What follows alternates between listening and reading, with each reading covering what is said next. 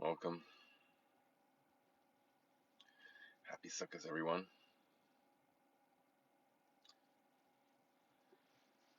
So I finally had a chance to go back to the beginning of this Hemshech Chachot Teichle Eisai. And thus shall you eat the Korban Pesach. Wrong holiday, but relevant topic. They had to eat ready to go out on a journey. You eat it in a frenzy. You eat the sacrifice in a frenzy. Later in this mimer of the Rebbe Marash, the fourth Lubavitcher Rebbe, he discusses the flip side of this. It says, "Lei b'chipazain," you shall not go out in a frenzy from the final redemption. And in what sense were they frenzied? Were they chased out? Welcome. Were the Jews chased out? They weren't chased out. It says that they went out b'yad rama, with an upright fist, upright hand. So they didn't leave in a frenzy. What were they running away from? They didn't have anyone. So there were two stages. There was the nighttime. Welcome.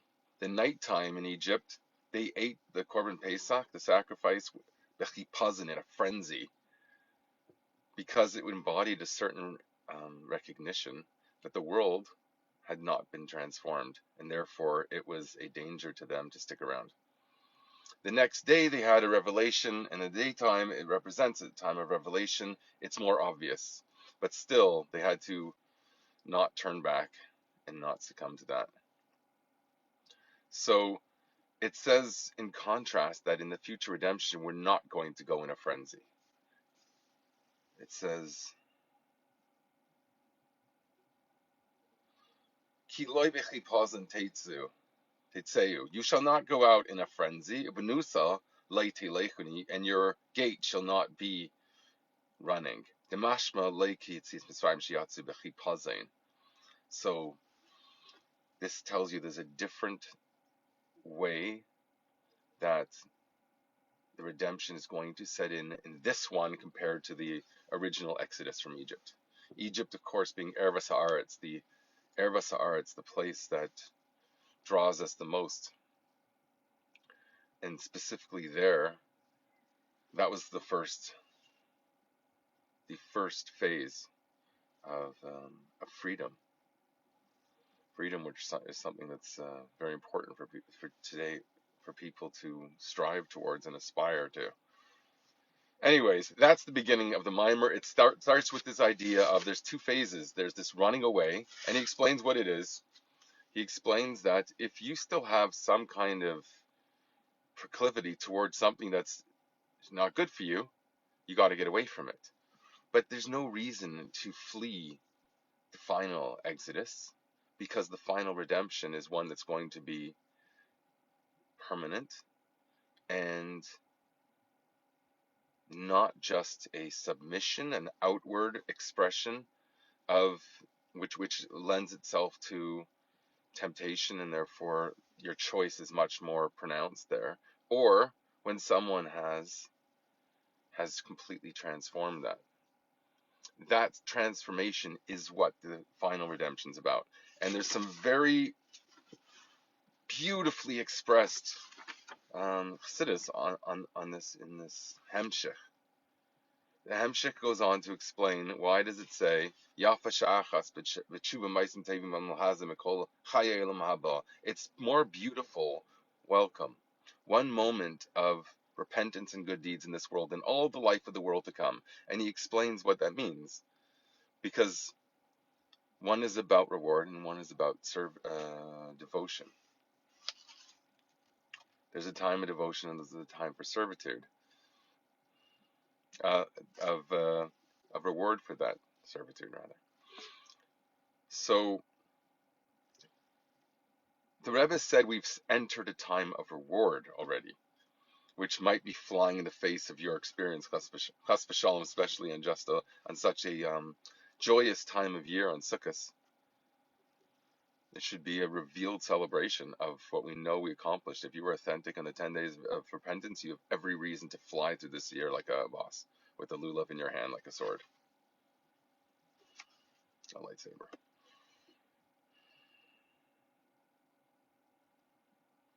So I want to read to you, I want to do actually 3 prakim with you, but I got to do it really fast to do that, because I'm only going to stick around for a little while this morning. Lots to do, so little time.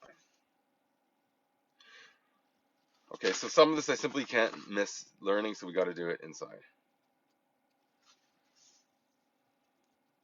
Okay, here's something that I think is so important. Welcome. Welcome, Rafal Atlan. Welcome. It talks about what's going to become of the serpent, the Yetzer Hara, that people talk about with such trepidation. It's going to not be replaced. You're not going to have a heart that's going to be replaced, a transplanted heart. It's going to be the Yetzer Hara, which is basically your consciousness, basically explains in Tanya, though I could debate a different way of looking at it. But that itself is destined to become a heart of flesh, a sensitive person. The sensitivity of the future redemption is going to be much more, and therefore there's going to be something added to the first man. Adam is the beginning, and Ma'id is Moshiach. The same letters just start with the last letter. Ma'id means breaking boundaries, the Rebbe explains in this Hamshech. It means always outdoing your former self-concept. Welcome. That is the Ein Sof, is when you always outdo yourself. It doesn't have to be that you leap to the end right away. The very engaging in that mission, that is the purpose itself. So this mimer explains how that's even a greater reward, because it's giving pleasure to it's Tainug Bayr, which is what got us here. Tainug Bayr means God's pleasure. God's pleasure is your desire to have God's pleasure. That brings you to God's pleasure. That's the key. That's the okay. So it explains here in some length. Okay, so I just want to read this one part. I basically said it. Okay, maybe we'll just go on. Let's go to the next parag. The next chapter.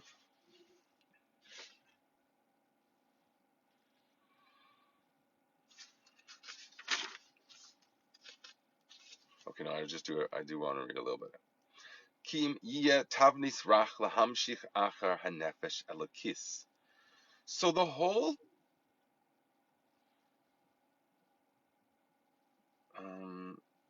path and journey of the Yetzer Hara, it explains beautifully here of what is the purpose. What does this Yetzer Hara feel like when its whole mission is to ruin everything? So what does it feel?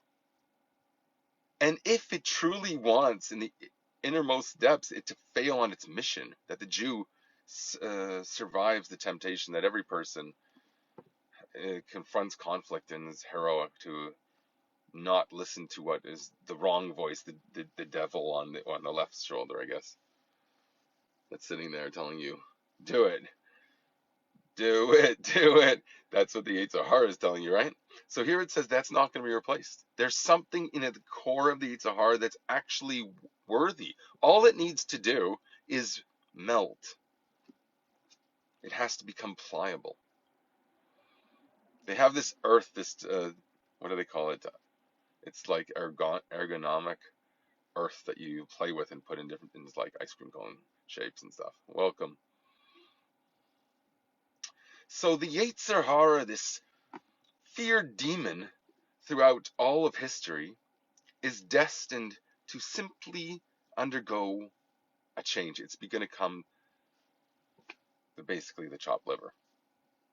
You chop it up, you crush your heart, and you make it pliable. You make it sensitive. It says here it's all about sensitivity, that it makes a person, the Yetzer Hara makes a person so he cannot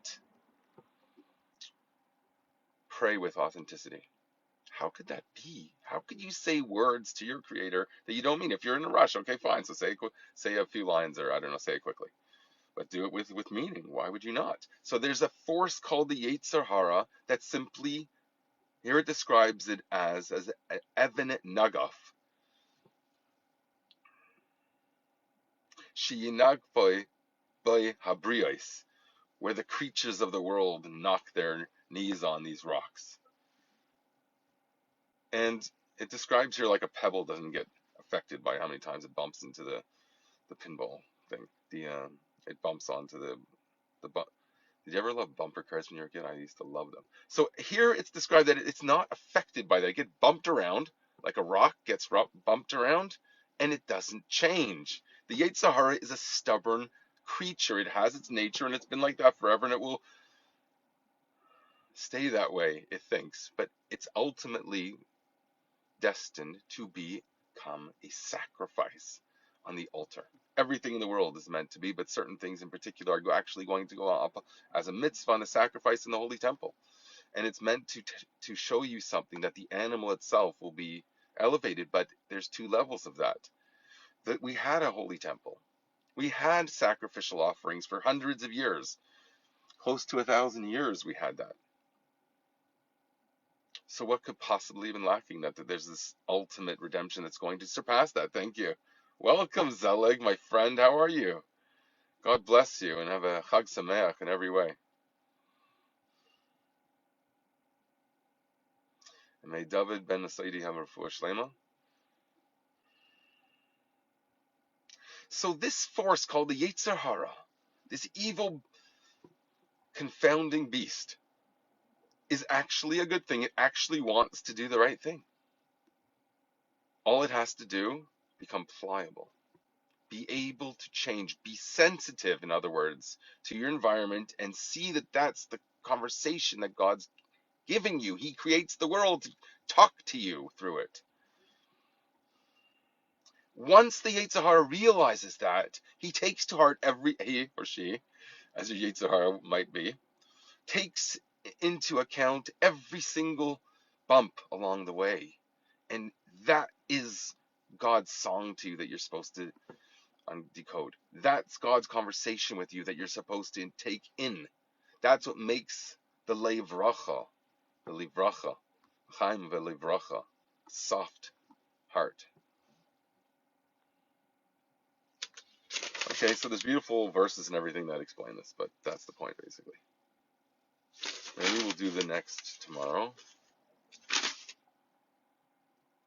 Or rather, it's Shabbos tonight. We could bring tonight. Please God, try making an hour.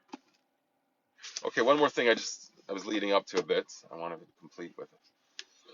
So the reason why there's a difference, I didn't answer this question. The reason why there's a difference between the temple service and the final redemption, where we're going to have temple service resuming. So what's the point? We had it already. Why is this just because it's eternal?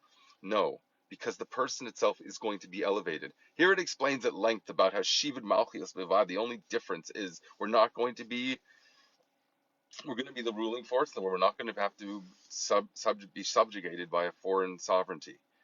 So the Jewish people are simply going to be let loose. But what's going to happen when they're let loose and free to do what they want? They're not going to try and butcher other people, and they just have positive gains. It's Leidas Hashem Avad, just simply to know God. Once they do that, they elevate themselves, and once they have a spiritual enlightenment. That spiritual enlightenment takes a healthy body, simply because all the enemies in your life are friendly now to you, and elevates it to the most simply by having a spiritual revolution. That sounds a little bit different than the Rebbe. This is the fourth Lubavitch Rebbe. The Rebbe's emphasis is much more on the impact that it has on the physical body. This does speak about that, but in a slightly different context, because here the power comes from the spiritual. I'm going to go over it again and make sure I got that right. But anyways, it's a cool idea. So it was nice for you to tune in and have a Chag Sameach.